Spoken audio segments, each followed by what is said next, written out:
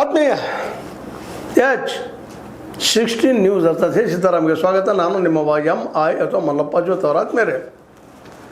ಅಭಿಷೇಕ್ ಬ್ಯಾನರ್ಜಿ ಯಾರು ಗೊತ್ತು ನಿಮಗೆ? ಮಮತಾ ಬ್ಯಾನರ್ಜಿ ಅವರ ಅಳಿಯ.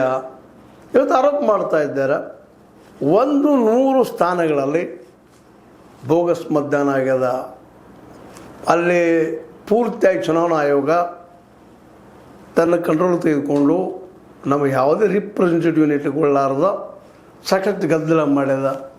ಅಲ್ಲೆಲ್ಲದಕ್ಕೂ ನನ್ನ ಪೊಟೇಜಿಸಿದ್ದಾವ, ಏನು ನಡೆದಲ್ಲೆಲ್ಲ ಯಾವ ರೀತಿಯಾಗಿ ಮತ ಹಾಕಿಸ್ಕೊಂಡ್ರು ಮಾಡಿದರು ಅಂತೇಳಿ ಒಂದು ಕಡೆ ಆರೋಪ ಮಾಡ್ತಾ ಇದ್ದಾರೆ. ಅದಕ್ಕಾಗಿ ಎಲ್ಲ ಪೊಟೇಜ್ ಜನ ಮುಂದಿದ್ದಾವೆ, ನಮ್ಮ ಮುಂದಿದ್ದಾವೆ, ನಾವು ಜನ ಮುಂದೆ ಹೇಳ್ತಾ ಇದ್ದೀವಿ, ಇಲ್ಲೆಲ್ಲ ಮೋಸ ಆಗ್ಯದ, ಇದು ಲೂಟಿ ಆಗ್ಯದ ಅಂತೇಳಿ ಈ ಮೊದಲ ನಮ್ಮ ಮಮತಾ ಬ್ಯಾನರ್ಜಿಯವರು ಆರೋಪ ಮಾಡಿದ್ದಾರೆ. ಅದು ನಿಜವಾಗಿಯೂ SIR ಬಳಸಿ EVM ಉಪಯೋಗ ಮಾಡಿಕೊಂಡು ದುರುಪಯೋಗ ಮಾಡಿಕೊಂಡು ಅಲ್ಲಿ ಒಳಗೆಲ್ಲ ಈವನ್ ಕೌಂಟಿಂಗ್ ಸಮಯದಲ್ಲಿ, ಎಣಿಕೆ ಸಮಯದಲ್ಲಿ ಗದ್ದಲ ಎಳೆಸೆ ಫಾರ್ಮರ್ಸ್ 17 ಇಲ್ಲಿ ಇರೋದು ಒಂದು, ಇನ್ನೊಂದು ಮತ್ತೊಂದು ಎಲ್ಲ ಚೇಂಜಸ್ ಮತ ಹಾಕಿದ EVM ಪೆಟ್ಟಿಗಳು ಬೇರೆ ಮತ್ತು ತಂದಿಟ್ಟಂಥವು ಬೇರೆ, ಅವೆಲ್ಲ ದೊಡ್ಡ ಆರೋಪ ಮಾಡ್ತಾ ಇದ್ದಾರೆ.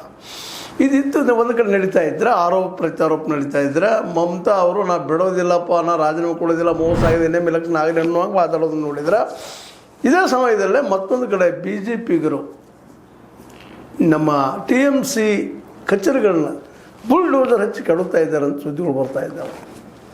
ಅರಾಜಕತೆ ಸ್ಟಾರ್ಟ್ ಆಗಿದೆ ಅಂತ ಹೇಳ್ತಾ ಇದ್ದಾರೆ. ಯಾವ ಮೋದಿಯವರು? ಹೌದು, TMC ರಾಜಕ ಪಾರ್ಟಿ ಅಂತ ಕೆಲವೊಮ್ಮೆ ಕರ್ಕೊಂಡದ, ಹುಂಬು ಪಾರ್ಟಿ ಅಂತ ಕರ್ಕೊಂಡದ, ದಾಳಿ ಮಾಡೋ ಪಾರ್ಟಿ ಅಂತ ಕರ್ಸ್ಕೊಂಡದ. ಅದಕ್ಕೆ ಕಾರಣ ಅಲ್ಲಿಯ ಸಂಸ್ಕೃತಿಯಲ್ಲಿ ಬೆಳೆದಂಥ ವಾತಾವರಣ.